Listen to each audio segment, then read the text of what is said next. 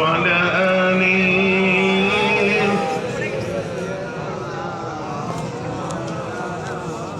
আদবের সাথে সবাই বলি আল্লাহুম্মা সাল্লি আলা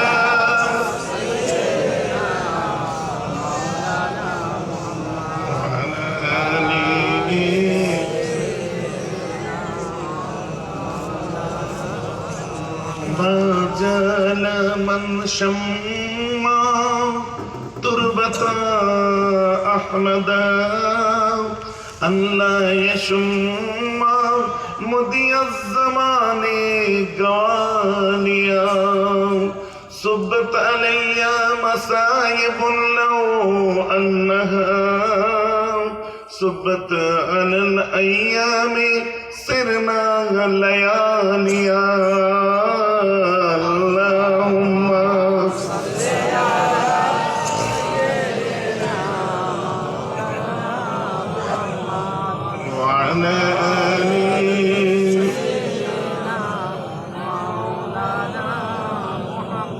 बर मोहम्मद मीर सालम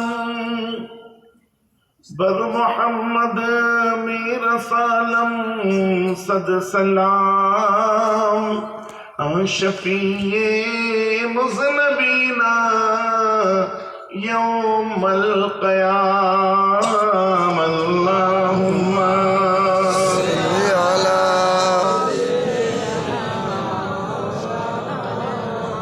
وعلى آله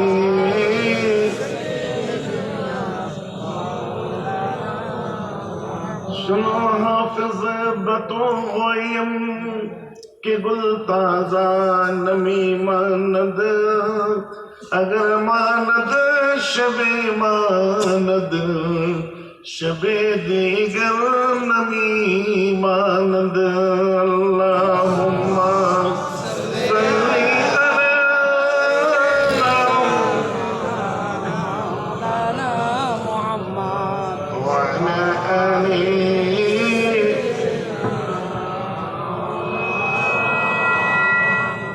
النبي عليه الصلاة والسلام قال إن الجنة تستقي على 5 نفر تعلي القرآن وحفظ اللسان ومطعم الجوعان ومكس الغربان ومن صلى على حبيب الرحمن সমবেত তাহলে একদল উযু করে গরম জিনিস ছোবেন না, একদল ছোবেন। তো এর উপরে একটা অসলি কায়দা, অসলি হাদিসের একটা কায়দা হলো কি, যে এখানে আপনার নাসিক মানসুকের ফতোয়া আসছে, হাদিসের নিরিখে হাদিসটা সহিহ, ওটা হাদিস, কিন্তু পরেরটা যে গরম জিনিস ছুলে উযু ভাঙবে না, এটা হলো সুন্নাহ। জোরে বলুন তো সুবহানাল্লাহ। ভাইজান আমার কথা বুঝতে পারছেন? একটা পাত্রে বুখারীর হাদিস, একটা পাত্রে কুকুরে মুখ দিলে কবার ধুতে হবে? কতবার? এটা হলো হাদিস। এই 7 বারের মধ্যে শেষবার বাটি দিয়ে ধো, এটা হলো হাদিস। আবার বুখারী শরীফে আল্লাহ রাসূল বলছে কোন পাত্রে কুকুরে মুখ দিলে 3 বার ধো, আর 3 বারের শেষবারটা তুমি মাটি দিয়ে ধো, এটা হলো সুন্নাহ। 7 বার দোয়াটা হাদিস, ওটা হাদিস হয়েই রয়ে গেল, আর শেষবারেরটা হলো সুন্নাহ। ওটার উপর মশলা তৈরি হলো, আহকাম তৈরি হলো। আপনারা সব মাথায় চুল রেখেছেন, মাথায় চুল রাখা হচ্ছে হাদিস, কিন্তু আল্লাহ রাসূল তার জীবদ্দশায় কোনোদিন আপনাদের মতো করে ছোট চুল রাখেননি। কেউ দেখাতে পারবেন? আল্লাহ রাসূল বরাবর বড় চুল রেখেছেন, লিম্মা কানের লতি পর্যন্ত, জুম্মা কানের লতির নিচে পর্যন্ত, উফরা স্কন্দ বা কাঁধের নিচে পর্যন্ত। আমার মুজাদ্দিদ জামান বললেন উফরার মিকদার তোমরা ঠিক করতে পারবে না, মেয়েদের মতো যেন চুল রেখে ফেলো না। তাই উনি শেষ উফরার মিকদার ঠিক করে দিলেন স্কন্দ বা ঘাড়ের হাড় পর্যন্ত। আমার বর্তমানে একটু নেমে গেছে, এটাকে আবার কেটে আমার ঘাড়ের হাড় পর্যন্ত নিয়ে আসতে হবে। উফরার পর্যায়ে আল্লাহ রাসূল, আমি যদি এই পর্যন্ত রাখি আমার গুনাহ নেই। ভাইজান আমার কথা বুঝতে পারছেন তো? যে কোনো মুখ থেকে জিজ্ঞাসা করেন এটা। যে রাসূলুল্লাহ জিন্দেগিতে কোনোদিন ছোট চুল রেখেছেন। যে উফরা ফাতা মক্কার সময় আল্লাহ রাসূল মক্কা বিজয়ের সময় নিজের পিছনের চুলগুলোকে খেজুরের কাঁটা দিয়ে ক্লিপ করে আপনার বেঁধে নিয়ে আমার রাসূল গেছিলেন। নূরানী চেহারা, শত্রুদের দেখে ওদের অন্তরগুলো কাঁপতে আরম্ভ করে দিয়েছিল। আমার রাসূলের চারটে চুলের যে মানে বুকের কাছে ঝুলতো, বাচ্চারা আল্লাহ রাসূলের চুল দিয়ে খেলা করতো। আমার দাদা হুজুর বললেন, বাবা আমরা মধ্যপন্থা অবলম্বন করি, স্কন্ধের যে রেডের হাড্ডির গোড়া পর্যন্ত তোমার যেতে পারে, ওর বেশি নামিও না। আমি আবু বকর পছন্দ করি না। আমাদের যখনই তার নিচে নেমে যায় তখনই আমরা নাপিদের কাছে যাই, যে আবার ঠিক কান পর্যন্ত নিয়ে চলে এসি, ঘাড় পর্যন্ত আনি বা কানে।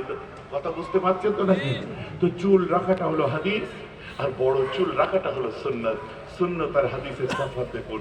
আল্লাহ নবী আলাইহিস সালাতু ওয়াস সালাম আতা সুবাতাত কওমিন ফাবালা কাইমান, আমার রাসূল একটা গোত্রের মধ্যে এসে দাঁড়িয়ে পেশাব করেছিলেন। এটা কি আমেরিকার নিউ ইয়র্ক থেকে সোকল্ড সালাফিস্ট ফতোয়া দিয়ে দিল, অনেক জায়গায় যে তোমাদের পুরো পেশাব বসে পেশাব করার ব্যবস্থা থাকে না, সেক্ষেত্রে তোমরা দাঁড়িয়ে পেচ্ছাব করতে পারো, সুন্নতের সওয়াব পাবে। বলুন নাউজুবিল্লাহ। ওর জ্ঞানী নেই, ওর কোনো বুদ্ধি নেই। কারণ আল্লাহ রাসূল হালাতে মাজুরিতে দাঁড়িয়ে পেশাব করেছিলেন, ওটা হলো হাদিস, হাদিসের নবীকে সহিহ। কিন্তু আমার রাসূল বলছেন তোমরা যখন বাইতুল খুলাই যাবে ওই সময় তোমরা আল্লাহুম্মা ইন্নী আউযু বিকা মিনাল খুবসি ওয়াল খাবাইস পড়ো, পা আগে বাড়াও, যে বাথরুমে যাও, যে ইস্তেনজা আপনারা পেশাব করো, পাখানা করো, তারপরে ইস্তেনজা করো। ভাইজান কথা বুঝতে পারছেন? দাঁড়িয়ে পেশাব করেছিলেন, ওটা হলো হাদিস। আর নবী যে তরিকায় করতে বললেন এটার উপরে ফতোয়া, এটার উপরে হুকুম, এটাকে বলা হয় সুন্নাত। জোরে বলুন না সুবহানাল্লাহ। হাদিস আর সুন্নাতে অনেক তফাৎ। তো আজ আমি বিস্তারিত বলবো না। তো পীর কথাটা অন্য কিছু নয়, আপনারা যেটা মানছেন। আল্লাহ কোরআন খুলুন, বলার আগে বলে দিন মুকাদ্দামাতুল ওয়াজিবে ওয়াজিবাতুন, preparation of the wajibat, that is also wajib. What is the preparation? What is the preparation? That is analyzation of soul. You have to prepare your nafs. You have to prepare your soul. قد أفلح من زكاها.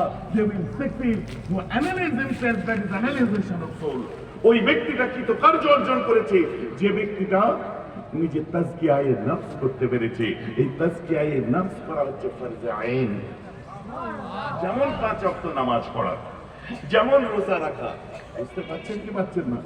যেমন তাজকিয়ায়ে নফস, what to do, what not to do, what is appropriate to myself, কোনটা আমার করা চলে, কোনটা আমার করা চলে না। আরে আমি নামাজ পড়ছি ঠিক আছে, পূর্বের ফরজের জন্য যে হকটা ঠিক আদায় করেছি তো, বাপের সম্পত্তি বোনের হকটা দিয়েছি তো,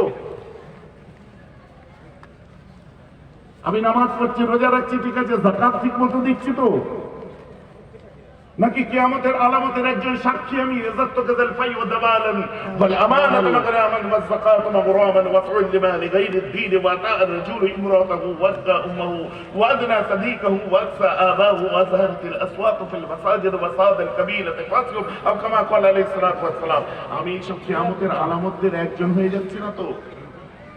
তাজকিয়ায়ে নফস, এই তাজকিয়ায়ে নফস করা হচ্ছে ফরজ। তো ফরজ, আর এই ফরজ আদায়ের জন্য কারোর কাছে যাওয়াটাও তোমার জন্য ওয়াজিব।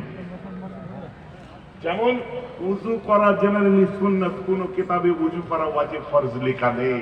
উযু করা কি সুন্নাত, কিন্তু নফল নামাজের জন্য উযু করা আপনার জন্য ফরজ হয়ে যাচ্ছে, কারণ নামাজের মধ্যে কিয়াম আছে, রুকু আছে, সুজুদ আছে। দ্যাটস ওয়াই নামাজটা যদি নফল হয় তারপরেও আপনার উযু করাটা সুন্নাত, নামাজ পড়বেন বলে ওটা ফরজ হয়ে গেল।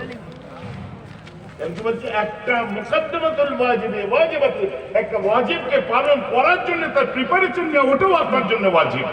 তাহলে তাজকিয়ায়ে নফস করা হচ্ছে ফরজে আইন।